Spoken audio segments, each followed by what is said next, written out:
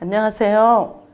행정안전부에서 지원하는 행복한 마음 근육 강화 집중 힐링 트레이닝의 강의를 맡게 된 김미혜입니다. 저는 2018년도부터 한국근육장애인협회에 소속되어 가족들 간 언어를 통해 서로 상처를 주고 힘들어할 때 의사소통하는 방법을 훈련하고 회복시키는 일을 하게 되었습니다. 이런 인연으로 근육장애인 가족들을 만나면서 저도 많은 것들을 배웠고요.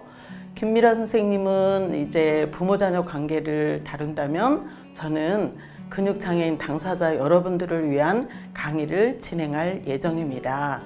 이렇게 일방향으로 소통하는데요. 조심스럽게 여러분들이 한 발 더 전진하는데 도움이 되길 바라는 마음으로 강의를 진행하려고 합니다.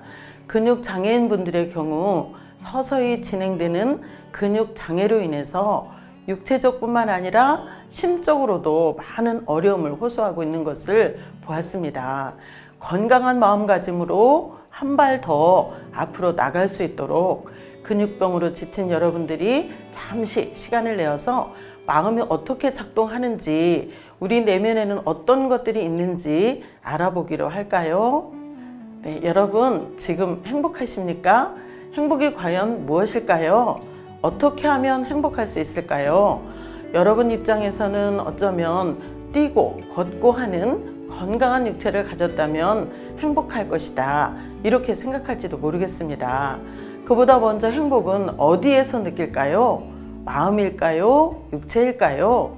만일 육체라고 한다면 여러분의 육체가 불편하니까 행복을 느끼지 못할까요? 절대 그렇지 않겠죠. 그러면 마음은 어디에 위치하고 있을까요? 심장, 뇌, 어디일까요? 간혹 오프라인 강의 때 학생들에게 물어보면 가슴을 가리키는 것을 봅니다. 과연 그럴까요? 마음이 작동하는 방법을 알게 해준 현실치료 상담 이론을 창시한 윌리엄 글라서는 행복은 선택이라고 말하면서 우리의 마음은 뇌에 있다고 말합니다. 뇌에서 마음이 작동하는 것을 설명하기 위해서 블루 차트라는 뇌의 기능 그림을 그렸는데 이 그림은 정말 흥미롭습니다.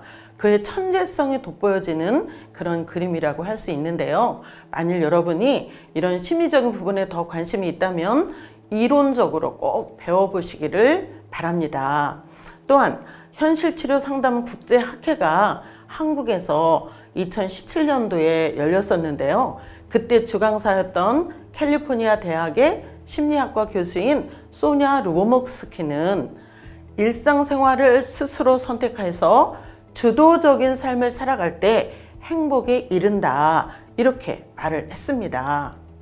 상담소에 오는 많은 사람들이 여러 가지 문제로 찾아오죠. 그들은 부부 문제를 얘기하고 자녀 문제를 얘기하고 외도 문제나 고부 갈등 등의 여러 가지 문제들을 얘기합니다. 그런데 여러 가지 이야기를 듣다 보면 대부분 결론은 관계의 문제로 힘들어하고 관계 회복에 도움이 되는 의사소통 훈련을 하면서 이제 대부분 회복되는 그런 사례들이 많이 있습니다. 그렇다면 여러분, 환경을 바꾸지 않아도 자신이 행복을 선택하기 위해서 할 수 있는 일이 무엇이 있을까요? 사람마다 환경과 처지가 달라서 똑같이 적용할 수는 없겠지만요. 제가 여러분에게 첫 번째로 제안하고 싶은 것은 자신이 할 수 있는 것과 할 수 없는 것을 구분하는 것입니다. 우리는 무엇인가 다 이룰 수 있는 능력은 없습니다. 그것이 근육장애를 갖고 있던 아니던 말이죠. 아무리 건강한 사람이라도 다 이루지는 못해요. 그렇지만 분명히 근육장애를 갖고 있음으로 인해서 남들보다 신체적인 한계로 할 수 없는 것들이 더 많이 있을 수는 있겠죠. 그러나 할 수 있는 것과 할 수 없는 것을 구분하는 큰 이유 중에 하나는 현실을 똑바로 보기 위함입니다. 지금 현실적으로 해결하기 어려운 근육장애라는 커다란 이 벽 앞에서 지난 일들에 대해서 후회하고 또 미련을 갖고 있을 수도 있겠죠. 그렇지만 이렇게 스스로를 괴롭히는 한탄과 비탄으로 그때 그렇게 했더라면 하면서 후회한다고 과연 좋은 결과가 올 수 있을까요? 근육 장애가 있다고 하더라도 현재 우리는 충분히 할 수 있는 것들을 하면서 살아갈 수가 있습니다. 원하는 학교를, 대학을 찾아서 다니면서 공부할 수도 있고, 휠체어가 갈 수 있는 여행지를 조사해서 시원한 바닷바람을 쐴 수도 있습니다. 하고 싶은 것, 원하는 것들이 무엇이든지 간에 계획해서 그 방향성이 확실하다면 할 수 있는 방법은 생기게 마련입니다. 두 번째 제안은 내 삶의 주인은 바로 나라는 인식을 갖는 것입니다. 나의 삶이 어떻든 선택할 수 있는 마음은 나의 것이기 때문에 소중한 자신의 권리와 선택을 포기하지 않았으면 좋겠습니다. 근육 장애인들의 경우 타인의 도움으로 살아가야만 하는 큰 상실감이 있습니다. 물 한 잔을 마시기 위해서 또는 간지러운 콧등을 긁기 위해서 부탁을 해야만 합니다. 타 장애와 달리 일정 부분에 대한 도움 없이 혼자 할 수 있는 일이 많기보다는 점점 그 능력을 잃어가기 때문에 자신감과 스스로에 대한 권리를 쉽게 포기하기 쉽습니다. 특히나 도움을 받아야 하기 때문에 가까운 거리의 산책이나 외출을 해야 될 경우 도움을 주는 부모님이나 활동 지원사의 영향에 따라서 그 삶의 질이 달라지기도 합니다. 하지만 여러분, 삶의 주인은 부모님도 활동 지원사도 아닙니다. 여러분 모두 본인의 권리로 주어진 본인의 삶을 어떻게 행복하게 선택할 것인지 고민해 보면 좋겠습니다. 어린 시절에 근육 장애를 얻게 되는 친구들의 경우에는 본인의 권리와 선택의 참맛을 알기도 전에 그것을 빼앗기고 마는 안타까운 상황이 올 수 있습니다. 그러나 자신이 정말 잘하는 일, 꼭 하고 싶은 일, 좋아하는 일이 무엇인지 적극적으로 찾아서 거기에 집중하고 몰두해 보는 것입니다.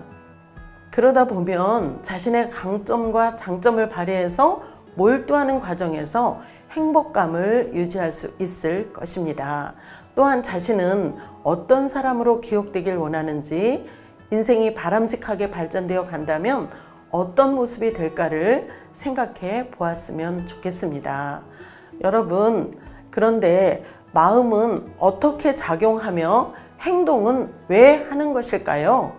횡단보도에서 빨간불이 켜지면 왜 멈추죠?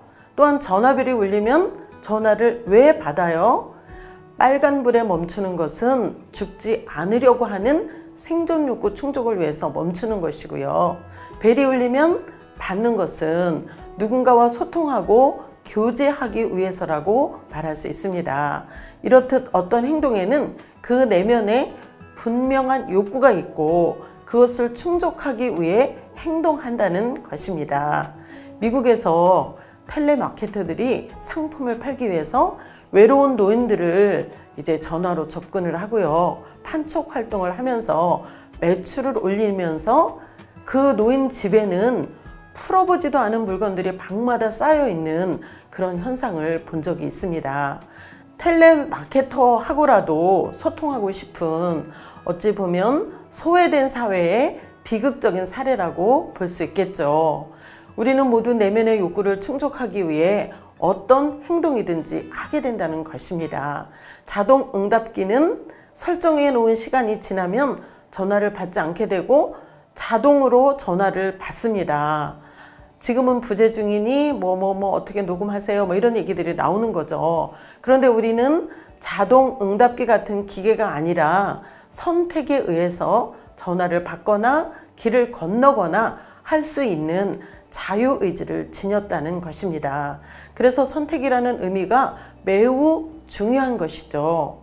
살아있는 사람은 누구나 다 내면의 욕구를 충족하려는 강한 의지가 작동되기 때문에 좋은 행동이든 나쁜 행동이든 실행하면서 마음이 작동되고 있는 것입니다. 미국 코미디 중에 이런 농담이 있다고 해요. 병아리가 왜 길을 건넜지? 건너가려고 그랬지 뭐. 이 대화 속에는 중요한 내용이 들어있다고 우볼딩이라는 학자가 설명을 합니다. 윌리엄 글라서는 사람은 욕구와 바람을 충족하려고 행동하고 인간의 기본적인 욕구에는 5가지가 있는데 그 중에 심리적인 욕구 4가지가 인간을 행동하게 한다. 이렇게 말을 했습니다. 즉, 행동의 동기가 되는 심리적인 욕구에는 소속 사랑의 욕구, 힘과 성취의 욕구, 자유의 욕구, 즐거움의 욕구가 있습니다. 인간은 자신이 원하는 것을 얻을 수 없는 좌절감을 메꿔보려는 노력으로 행동을 하는데요. 이러한 행동은 내면으로부터 대부분 선택에 의한 것이다. 이렇게 주장하는 것이죠. 여러분은 내면에 어떤 욕구가 충족되기를 원하시나요? 어떤 욕구가 좌절되어서 비탄함을 가진 적이 있으신가요? 여러분의 상황이 부모님 혹은 여러분의 잘못인가요?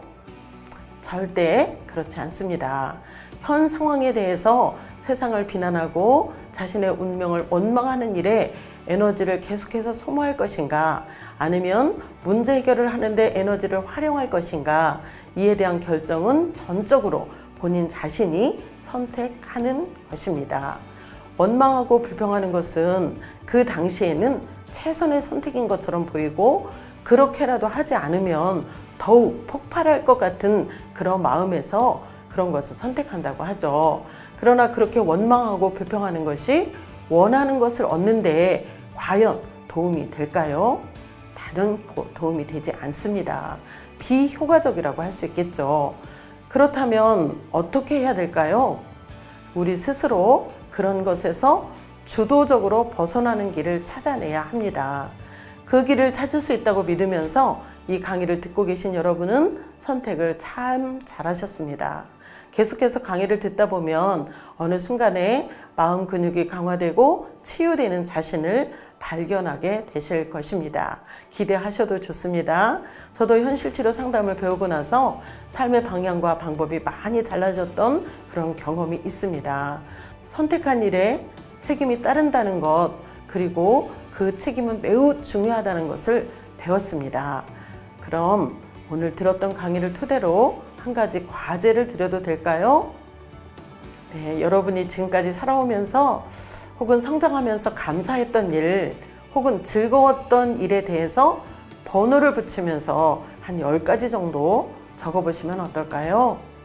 오늘 강의는 이것으로 마치도록 하겠습니다. 경청해 주셔서 감사합니다.